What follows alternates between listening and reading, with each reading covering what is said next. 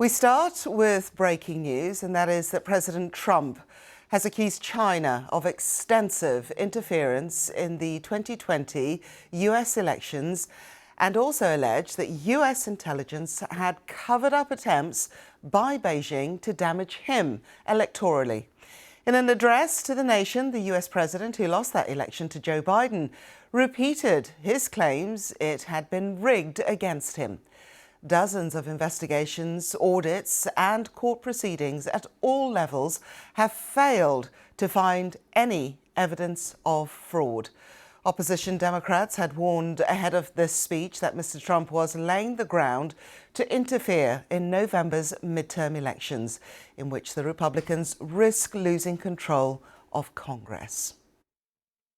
U.S. spy agencies began learning about the compromise of voter registration files in 2020 when they discovered that tens of millions of voter data, think of that, tens of millions of voters' data in 18 states have been bought, stolen, or hacked by China. Yet those responsible for sounding the alarm instead kept the information secret and hidden. They did not disclose to me as president or to anyone else, and to the best of our knowledge, they did not inform Congress. In fact, all they kept saying is, this is the most secure election in the history of our country. So that was President Trump speaking just a short time ago. Let's speak to our correspondents now. And joined me from Washington and Beijing, we have Nick Johnson and Steve McDonnell, who's going to be taking us through reaction to those comments by President Trump. Let's start first with reaction from the United States. Nick, there had been expectation about the comments that we heard from President Trump, but what sort of reaction has there been since those comments were made? Well, a lot of Democrats, as you might imagine, have described what President Trump says as completely bogus, as repeating false information, misinformation.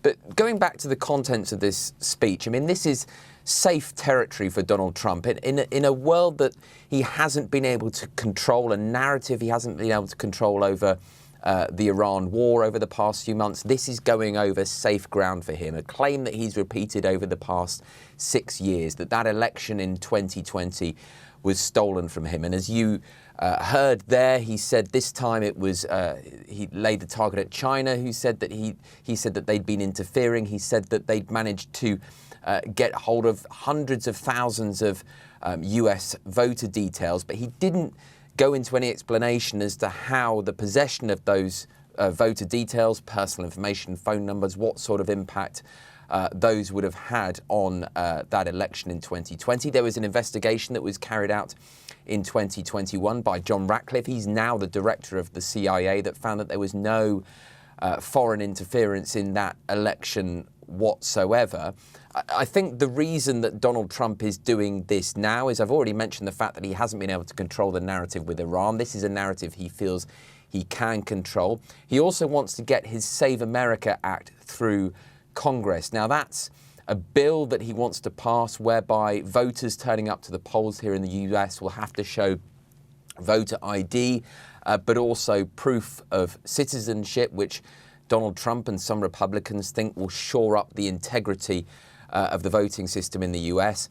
But also, I think he's making these claims now because he and the Republicans have not been doing well in the opinion polls, largely because of the cost of living, which is high here at the moment, but also the ongoing war with Iran and the impact that has had on oil and gas prices. And it looks like that the Republicans may well lose the House of Representatives in November in the midterms, and it's very close between them and the Democrats in the Senate. And it feels like Donald Trump is sort of painting a picture of a fragile voting system whereby he can claim that any victory for the Democrats in November may well be rigged. And coming to you, Stephen, China obviously watching this. Reaction locally where you are? So the Chinese government has responded initially in the form of a statement from its embassy in Washington saying that it hasn't meddled in the US elections, and nor would it ever do so. In the coming hours, we will have a press conference from the Foreign Ministry, the regular Foreign Ministry press briefing, and no doubt questions will come up about this, and we might expect similar comments, I think, at that press briefing.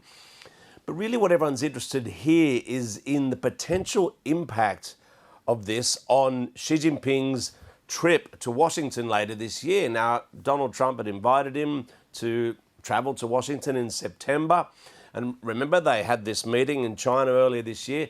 Now, there's only two possibilities, really. One is that the Chinese government says, you know what, we're not going to do that anymore. You know, you've made these scurrilous allegations against us, so the trip's off.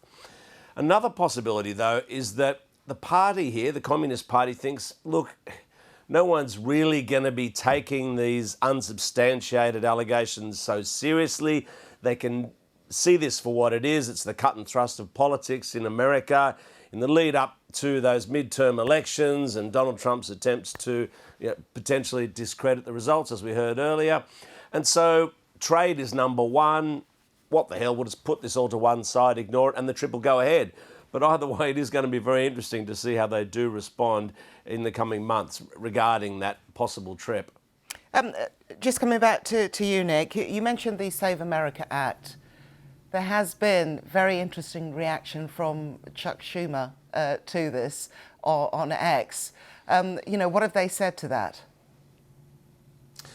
Well, I mean, it's continued sort of reaction that you might expect from the Democrats here about the concerns about Donald Trump spreading misinformation such as this. And Donald Trump, there was a lot of build-up to this speech here in Washington this afternoon, but a number of the US networks here, ABC being one of them, decided not to take the speech live. And actually, Donald Trump spoke out about that in the speech itself. He said that any of those networks that didn't take his speech live, who didn't want to broadcast such an important announcement, should have their licenses taken away, which would, of course, raise questions about the First Amendment, freedom of speech, freedom of the press, and what that means for the press here and how it covers Donald Trump's future speeches.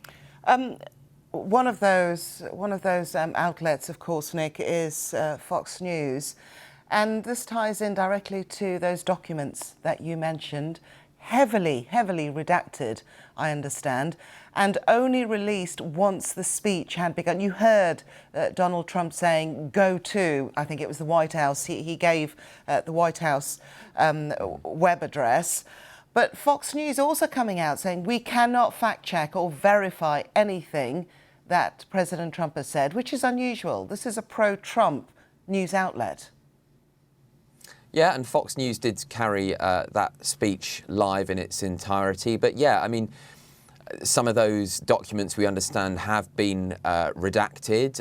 Some commentators here have said that some of those documents that have been released have actually already been in the public domain for a few years and don't necessarily contain anything new. And we were aware of concerns about possible election interference, not just in 2020, but in elections subsequently and prior to that. So I think we should get more detail in the coming days. Hopefully, I think we understand that the Department of Homeland Security is going to be giving a press announcement tomorrow detailing their plans for any investigation based on some of those claims that Donald Trump was making earlier. And finally, Stephen, obviously we have got the upcoming visit to DC by Xi Jinping. We've just had the visit by President Trump and that heavy business delegation to China. Just remind us how relations are between the two countries with that upcoming trip by Xi Jinping to the US. Well, of course, they've been tense in recent years following Donald Trump's tariff onslaught and the like. It's China successfully pushing back on that and him losing that battle with China, really. And then they decide they're going to rebuild relations. So Donald Trump comes out here, it's sort of bridges being built.